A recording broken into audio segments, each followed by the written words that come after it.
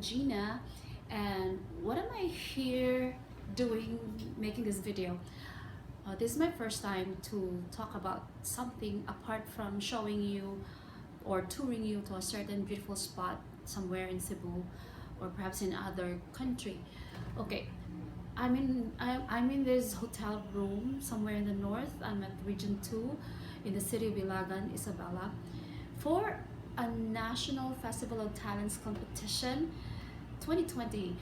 This year, I'm coaching one of the best writers in the Region 7. Actually, the best writer in Region 7. That's why she's sent to NFOT. I'm here to coach her, and she's now busy writing because we're training her. But while she's writing, while she's bleeding and doing the thinking for her script, I'm here because I want to talk to you about COVID-19, and I want to share with you my thoughts about it. I just read in the social media and in other news outfits that the COVID-19 has already spawned more cases than it already were in the past. I mean, yesterday there were reported about 10 cases, 10 or 12 cases, and just early on today the cases have doubled up. It has now reached to a whopping 24 in the Philippines alone. We're not talking about any other countries. We're not talking about China or Korea or Japan or even the United States, which are now, people there are now in panic. Here in the Philippines, I want to talk about my viewpoint as a teacher and also as a mother. Now, what about what I thought? I heard and I read like hours and minutes ago about the memorandum of DepEd, memorandum point 034 or 34. What does it say?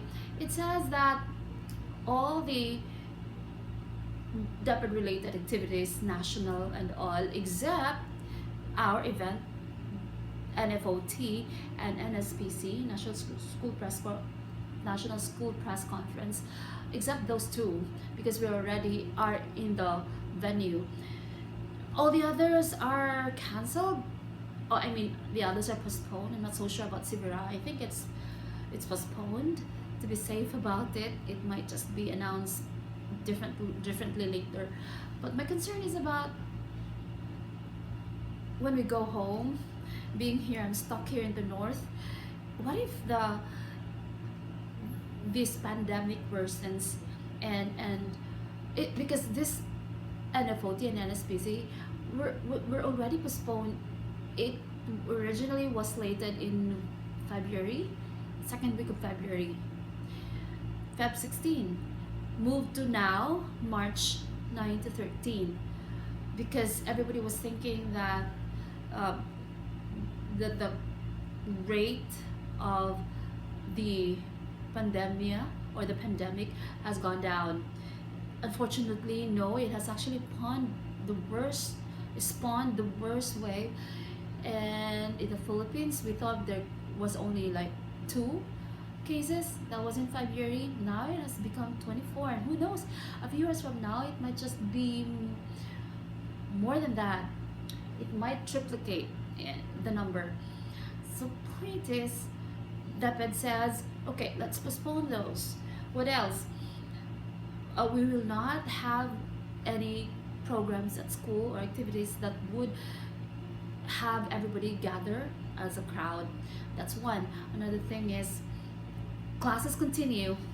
Okay, and that kind of alarmed me. Not that I don't want classes, but having a class of 30 and 50, isn't it also having a crowd in front of you and each one having everyone around? If we are not allowing crowds, like a program where there could be bigger crowds, of course, why don't you think having a class not a risk at all?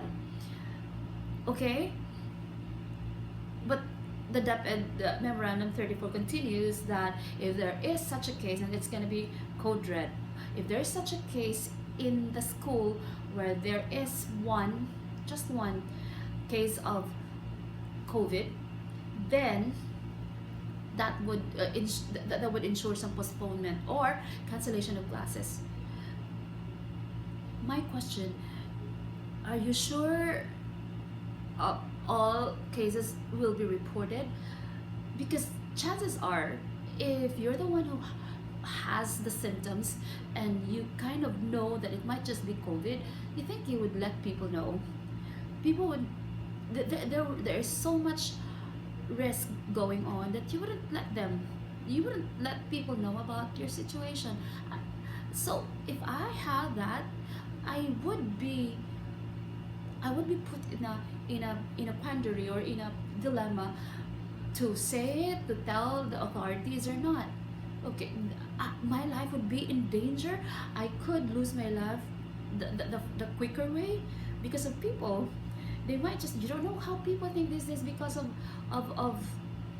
so much you know, maratol na sila. No, I'm speaking Bisaya already. Nya, those maratol, you know, they could like come to you, nya, kuyugon ka or dumugon ka. Diba? I could imagine worse things to happen for someone who might have had it and then knows that he has it, and then di na niya isulti kay unsaon niya siya, di ba? Uy, kaluoy na lang dyan, no? Okay, so yeah, that having classes. I heard Ateneo has already postponed, if not canceled, their classes. I read that in the social media, and I guess it's true that they have. Maybe other universities are following suit as well. So other than that, okay, if the school has even just one case of COVID in their vicinity, then yeah, there should be a postponement of classes. So that's again my point is, what if no one will say it, even if he has it? Another is, if one school or two more schools in a certain community have confirmed that there is one or two cases of it, then there's postponement of classes. Another is, third, if one or two provinces have confirmed that there are cases in those provinces, cases like two or more cases, then there is what we call more like a province-wide postponement of classes. So that's how the memorandum goes. So I read it because I want to be sure about classes, postponing classes. And what about my students? We're putting them at risk if we rely on having somebody to tell outright that he has the symptoms. Of course, no, I think no one will. So what is our means? What is our mechanism of finding out, of monitoring who has it and who doesn't have it? Right? I mean, it's not going to be easy. It's not going to be automatic. It's going to be risky. In a case such as that, we're putting our students at risk as well. I'm sending my student to my daughter to a school where I don't know could be safe